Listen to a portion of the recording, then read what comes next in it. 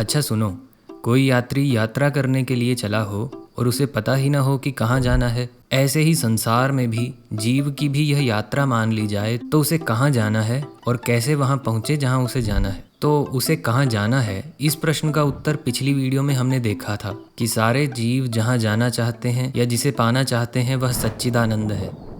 अब प्रश्न है कि उसके तक कैसे पहुँचें कि जीव की यात्रा पूरी हो जाए। तो इसका उत्तर है धर्म।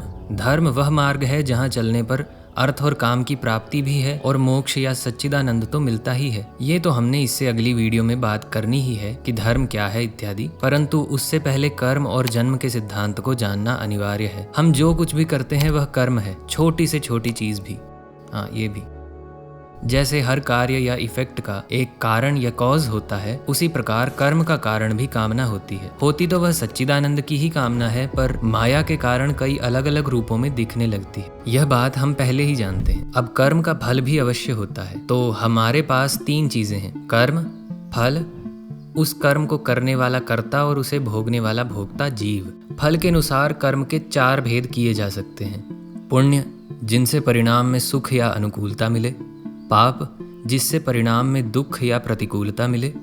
पुण्य पाप मिश्रित, जिसके परिणाम में मिश्रित फल मिले। और पुण्य पाप रहित, जैसे सहज श्वास लेना इत्यादि अति स्वाभाविक अभाव। पुरुषार्थ यानी अभी हम जो कर्म करते हैं और प्रारब्ध या भाग्य, इनमें से कौन बड़ा है, इसके ऊपर भी आपने सोचा ही होगा। तो इसका निर्णय इस प्रकार से है कि काल के आधार पर कर्म तीन प्रकार का होता है। संचित, प्रारब्ध, क्रियमाण। जो कर्म तो कर दिया हो परंतु उसका फल नहीं मिला हो और ये कई जन्मों का इकट्ठा होता है, ऐसे कर्म को संचित कहते हैं। अब संचित में से जो कर्म फल देने के लिए आता है उसे प्रारब्ध कहते हैं। योग दर्शन में इस प्रारब्ध या भाग्य के तीन मुख्य फल हैं, जाति, आयु और भोग।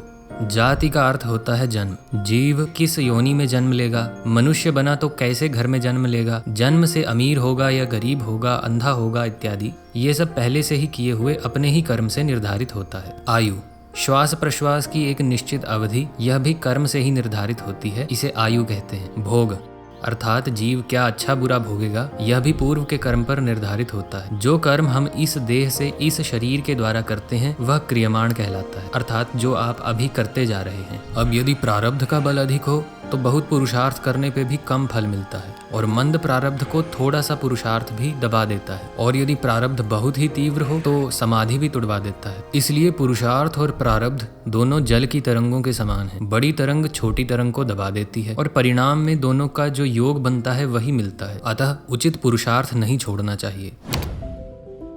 यदि कहें कि भाग्य ईश्वर देता है या फिर प्राकृतिक रूप से ही कुछ मिल जाता है, तो ऐसे में कर्म का सिद्धांत टूटता है, क्योंकि ऐसा ईश्वर जो बिना किसी कारण के किसी को अमीर या गरीब बनाता है, किसी को कोई परिस्थिति देता है और दूसरे व्यक्ति को कुछ अन्य ही परिस्थिति देता है, वह समानता रखने वाला ईश्वर नहीं होगा। ऐसे में बिना किसी आधार के भेदभाव होना और बिना किसी कारण के कार्य का हो जाना, जीव को न किए हुए कर्म का फल मिलना और जो कर्म कर दिए हैं उनके फल न मिलना इत्यादि दोष आते हैं। अतः सभी अपने ही कर्म का फल भोगते हैं। यदि कहें कि भगवान कृपा कैसे करते हैं यदि सब कर्म से ही मिलता है, तो इसका उत्तर है कि भगवान कृपा करने के समय व्यक्ति के किए हुए कर्मों को ही किसी विशेष क्रम में बांध देते हैं जिससे कि उसका कल्याण हो, या फिर उसकी ऐसी बुद्धि करवाते हैं कि वह अच्छे कर्म करता है और परिणाम में उसे अच्छा फल मिलता है। और अनुग्रह सुहृद होने के कारण किया जाता है, तो इसमें ऐसा तर्क नहीं लगाया जा सकता कि भगवान ने इस पर अनुग्रह क्यों किया और दूसरे पर क्यों नहीं किया। सही उपासना से और भक्ति से भगवान की कृपा मिलती है। कुछ पुण्य ऐसे होते हैं जिनका भोग इस लोक में इस शरीर से नहीं हो सकता, तो उसके लिए दिव्य शरीर की प्राप्ति होती है जो स्वर्ग में भोगे जाते हैं। और यदि अधिक पाप हो तो जीव को यातना देह मिलती है जिसका फल नरक में प्राप्त होता है। यातना देह को कष्ट तो होता है पर मरती नहीं, इसलिए आग आदि से जलाने पर भी कष्ट तो होता है परंतु वह देह नष्ट नहीं होती। अब इतना सुनने पर कुछ लोग वीडियो बंद कर देंगे और इलॉजिकल इत्यादि कहकर चल देंगे, परंतु इस चर्चा में ऐसा क्या है जो इलॉजिकल है? क्या पूर्व जन्म और पुनर्जन्म? क्या लोक और स्वर्ग नरक इत्यादि परलोक? आइए लॉजिकली यानी युक्ति से और साथ ही साथ शास्त्र और अनुभव और अध्यात्म से भी इसको सिद्ध करते हैं। पूर्व पक्ष, पूर्व जन्म हमें याद नहीं है और परलोक हमने देखा नहीं, तो हम क्यों विश्वास करें? उत्तर पक्ष, आपको अपने जन्म की घटना, आपका बचपन और आपने 5 मार्च की रात को क्या खाया था वह भी याद नहीं होगा। इसलिए हमें क्या याद है क्या याद नहीं है, यह चीज़ किसी वस्तु या घटना के होने का प्रमाण नहीं हो सकती। इसी प्रकार से आपने कई चीज़ें नहीं देखी जबकि वह होती हैं, इसलिए कोई चीज़ न देखना भी उस वस्तु के होने या न होने का प्रमाण नहीं हो सकता। पूर्व पक्ष, माना जन्म आदि हमें याद नहीं है, पर उसका परिणाम ये हमारा शरीर है तो सही, वह तो हम हर समय देख सकते हैं। ऐसे ही पूर्व जन्म का क्या परिणाम है या फिर क्या चिन्ह हैं जिनसे हम पता करें कि ये पहले भी जन्म हुआ। उत्तर पक्ष, पूर्व जन्म के कर्मों के कारण ही ये शरीर मिला है, अर्थात ये जन्म हुआ है, यह उसका परिणाम है। जो जन्म से ही हमारे अंदर संस्कार हैं, कई लोग जल्दी कुछ बातें सीख जाते हैं, कईयों को कुछ समय लगता है। किसी पशु आदि का छोटा बच्चा भी बिना सिखाए ही दूध पीने लगता है। यह भी कई जन्मों के पूर्व के संस्कार हैं जिनके कारण ये सब होता है। अतः पूर्व जन्म के संस्कार जो कि हम अनुभव करते ही हैं और स्वयं ये जन्म होना इसके पीछे का कारण, यह भी पूर्व के कर्मों का ही फल है। इसलिए यह तर्क भी पूर्णतः वैज्ञानिक ही है। पूर्व पक्ष, ये सब तो ठीक है, पर परलोक यानी स्वर्ग और नरक इत्यादि इनको हम क्यों माने? ना तो ये दिखते हैं, और यदि दिखते हैं तो हमें कोई प्रमाण दो। ये तो बस लोगों को अच्छा काम करने के लिए प्रेरित करने को और खराब काम न करें इसलिए डराने को कहे गए हैं। वैसे सच में इनकी कोई सत्ता नहीं है, ऐसा तो कोई संत भी कहते हैं।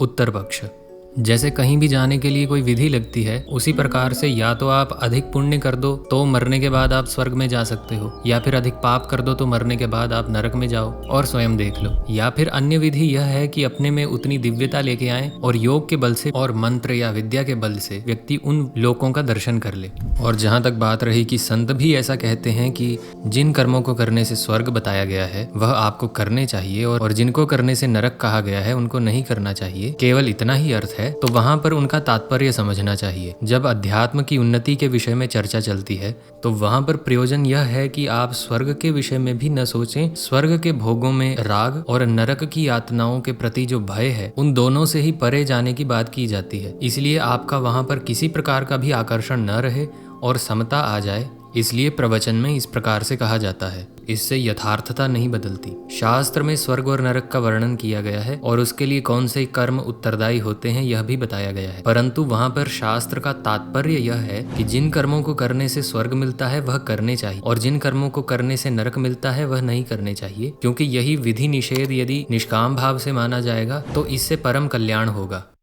पूर्व पक्ष, साइंस इस सब में नहीं मानती तो मैं नहीं मानता।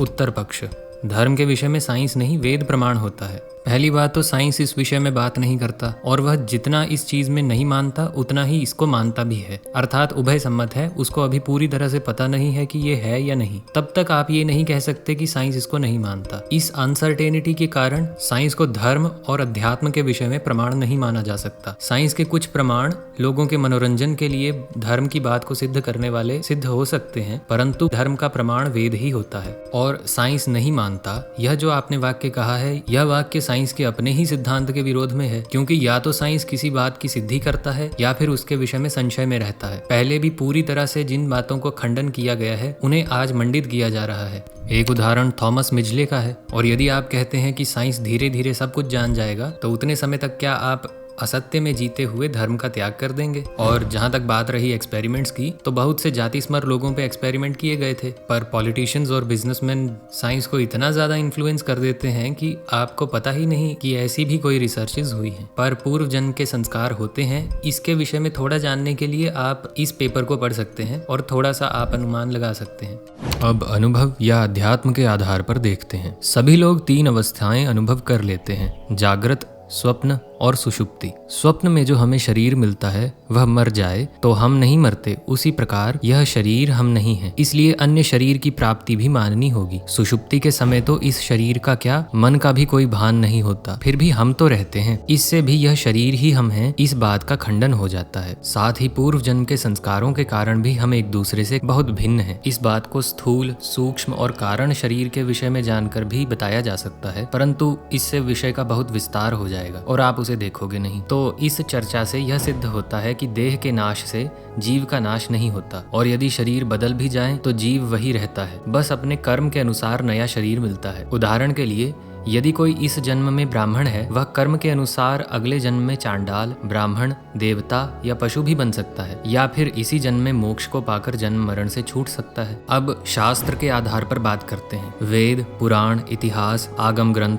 इत्यादि सब में पूर्व जन्म और परलोक की बात की गई है, और कथाओं में तो एक एक जीव के कई कई जन्मों को विस्तार से बताया गया है। ऋषियों ने योग बल से इनका दर्शन किया है। और यदि कोई कहे कि यह केवल अर्थवाद के लिए है, तो भाई तुम भोग भोगो, तुम्हारे लिए तो जन्म मरण का चक्कर है ही नहीं। तुम अध्यात्म में घुस के असी ब्रह्म तुसी ब्रह्म ऐसा क्यों करने लग जाते हो? तो इस बात से निष्कर्ष निकलता है कि जो लोग धर्म के सिद्धांत में मानते हैं, उन्हें पूर्व जन्म, पुनर्जन्म तथा परलोक भी मानना बाध्यता है, तथा जो स्पिरिचुअलिटी में मानते हैं, वह यदि धर्म के इन सिद्धांतों को नहीं मानते, तो फिर वह कौन से मोक्ष और किस मुक्ति की बात करते हैं? उन्हें तो फिर यहाँ मोक्ष के लिए तप नहीं, संसार के भोग ही भोगने चाहिए। नारायण।